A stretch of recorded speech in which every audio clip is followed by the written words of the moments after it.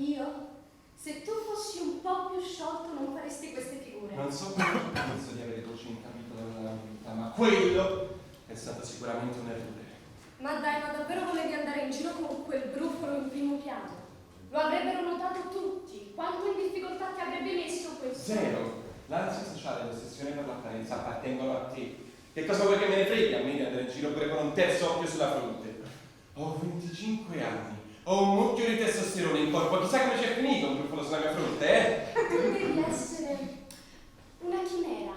Metà uomo e metà cinghiale.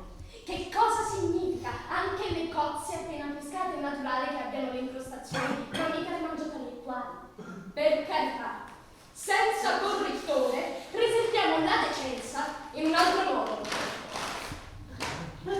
Ecco qua, non lo trovi rilassante? Molto, molto rilassante. Andrea! Oddio, Chiara, non guardare, per favore. Non pensavo che la faccenda del correttore fosse così importante, perché... Non guardare, ti prego. Ma che cos'è? Una specie di protesta? No, io volevo vedere com'era a essere una mela. E va bene, non hai usato tu il mio correttore. Chiaramente non ti importa nemmeno di avere una faccia. Anche se non ci sarebbe nulla di male. Tantissimi uomini ne fanno uso e non per questo sono meno virili. Anzi, in profumeria ho visto che c'è proprio la versione maschile. Se vuoi te la compro. C'è scritto men sopra e c'è la foto di Alessandro Gasman in primo piano. Io penso che Alessandro Gasman sia molto virile.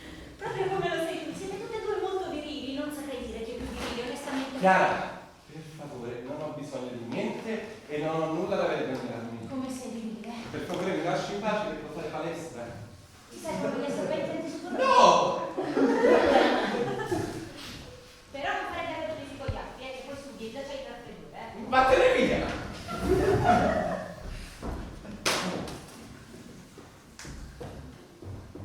Uno, 2, tre, 4, stronzo. 6, Puttana! 8, Cattivo! 10. Cattivo! Sono estasiata dalla leggerezza con la quale affronti le piccole cose della vita. Se non sbaglio, quella era rabbia.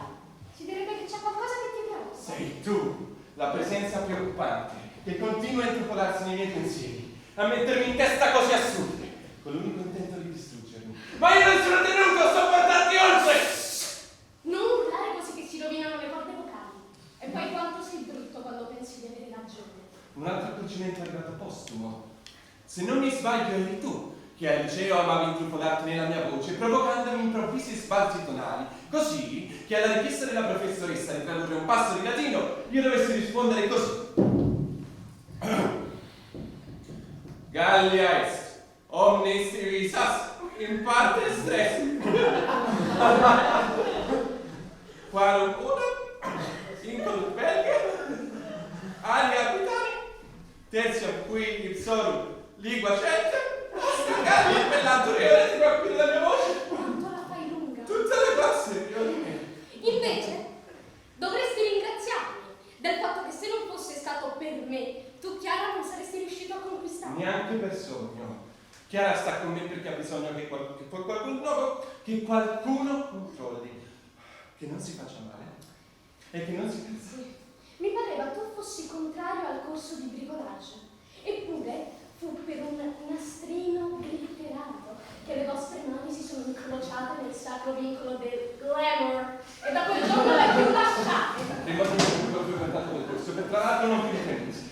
Era sotto casa che si pagava poco. Pigli un spiloccio, Sapevo che a quel corso c'erano tutte ragazze. alquanto disperato pure. E poi dovevo fare il regalo a mamma per i 40 anni. Oh, e mammone, che cosa può desiderare di più una ragazza? E comunque, non me ne frega niente di Chiara. Ah! Questo mai! Mostro! Chiara, è la cosa migliore che ti sia mai capitata, ben senza analfabeta. Dai, dimostrami che non te ne frega più niente. Rinnega la tua natura. Traditore!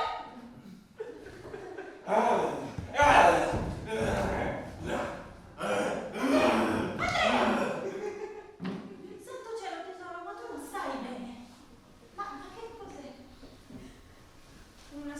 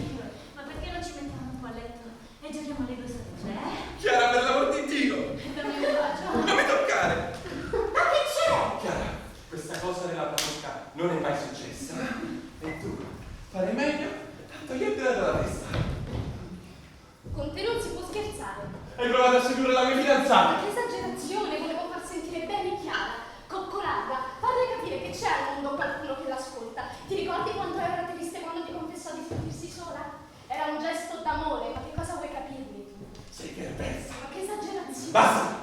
Ho bisogno di uscire. Finalmente lasciamo la tana. Dove mi porti? Per favore, dammi pace.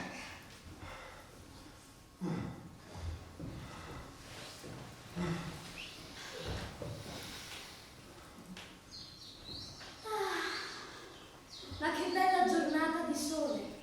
Giorni così ti fanno sentire a posto con il mondo e con te stesso. Mi viene in mente quella poesia di Rainer Maria Rilke. Vuoi che te la leggi? No. E ti pareva? Ma chi è quello? È Antonio, è il mio collega all'università, l'hai visto 1000 volte, dai! Beh, Brutino, che cosa vuole? E adesso vediamo. Mi sta parlando dell'ultimo esame che ha fatto all'università. Guardalo come fa con le mani. Fa tanto l'amico, ma vuole solo mettersi su. Ma stai sempre a leggere segnali inesistenti. Fosse stato perché si sarebbe già fatto chiaro. Tanto lo so che non aspetta altro. Vabbè, io direi di andare. Non ce la faccio più. Ci ho dato due belle pacche sulla spalla, come a dire sta al posto tuo. Adesso possiamo andare.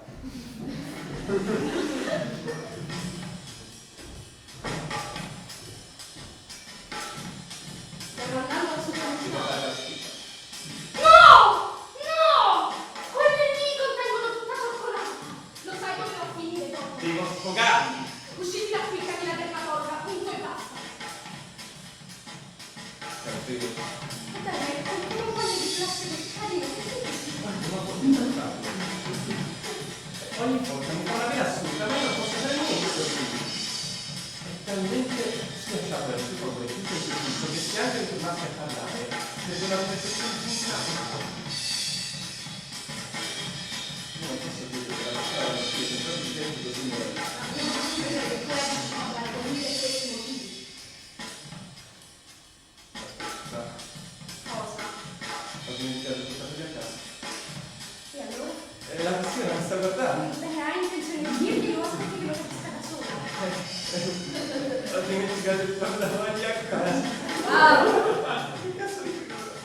Vabbè, dai, chi sei? Sono solo dei soldi, sono importanti. Ecco la cassiera. E che tipo? A quello sguardo c'è, non mi guarda tutte le volte come se pensasse che io sia un po' di cosa.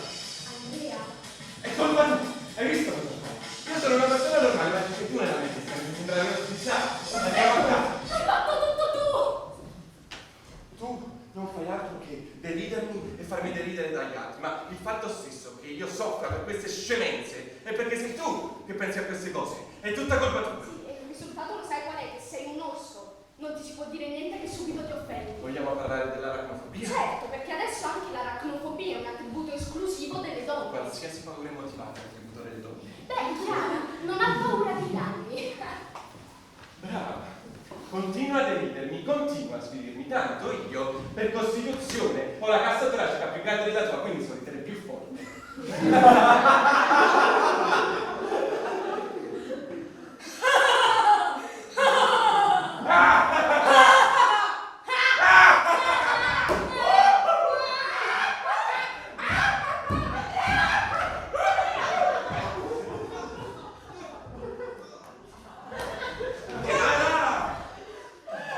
Tutto a posto, perché?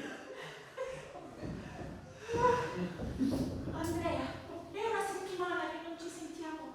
Io sento di aver ferito i tuoi sentimenti in qualche modo e ti chiedo scusa per questo. Ma guardami, non mi sono nemmeno tagliato i baffi. Questo per dimostrarti che non me ne frega niente degli stereotipi. Sono brutta, ebbene sono brutta e tu invece sarai bello se questo ti rende felice. Questo per dirti che mi piaci quando piangi guardando Jean-Pierre Bardem chiedere a Julia Roberts di sposarlo in mangiaprogramma. Che non mi offendo se mi dici che gli stivali sotto la gonna sono da zoccola. Che mi piace un uomo che sa distinguere il capoccio dal chambray. Non è vero, sei una bugiarda. Perché invece non dici che ti ha dato fastidio quando pensavi che io avessi preso il tuo correttore, eh? L'ho sentito dal tono della tua voce che c'era altro. Certo, perché non mi va che tu faccia queste cose di nascosto. Senti, se vuoi andartene vattene. Io non ti do tempo. Lo vedi? E adesso che stai facendo la femminuccia. Grazie. Non può aspettarti per sempre. Non voglio che mi aspetti. Mi sta troppo appresso. Se si allontanassi mi lasciassi un po' Guarda che respirare. così la perdi. Io non ti voglio più sentire! Quanto dentro ti devo nascondere perché tu non mi infastidisca più! Ma dove mi devo mettere? Ma dimmelo tu. Dove mi devo mettere per farti piacere? Solo perché tu vuoi fare finta che io non esista. Ragiona. Non c'è nessun posto dove io possa stare e tu hai messo su un casino solo perché non riesci ad accettarmi dentro di te. Per favore, puoi andare via, c'è Chiara. Andrea, io non sono il tuo alter ego femminile. Sarebbe un'offesa pensarlo di te stesso. Devi dire a Chiara la verità. Eccomi, mi hai chiamato, sono qui, che c'è? Questa è l'ultima volta che vengo da te, non pensare di andare avanti così. Ho una dignità anche io. Io avevo un corpo tutto mio. Insieme io e te ci siamo svegliati nello stesso utero. Con le terminazioni nervose appena formate abbiamo ascoltato il battito cardiaco dell'altro, prima ancora di quello di nostra madre. Il mondo di fuori era lo stesso per entrambi. Io sono vissuta 4 mesi e poi sono stata riassorbita. Tu sei rimasto solo e da solo sei venuto al mondo. Perdonami se sono stato rude o insensibile. Dentro di me c'è questo vuoto, come la sensazione di essere stato separato dalla nascita. Ho un bisogno continuo di raggiungere la completezza e la paura irrevocabile di essere abbandonato. Sarei voluta vivere anche io. Che ti credi? Sentire il sole dopo 9 mesi di attesa e abbracciare mia mamma. Perdonami se ci sono anche io nella tua testa. Se ti faccio sentire sciocco. Se ti faccio sentire frivolo. Se ti faccio sentire debole, perché è questo che pensi e mi dispiace. Io non sono mai esistita, però vivo attraverso di te quando mi lasci uscire. Perdonami se sono stato rude e insensibile. O se troppo orgoglioso. È che a volte ho paura di te.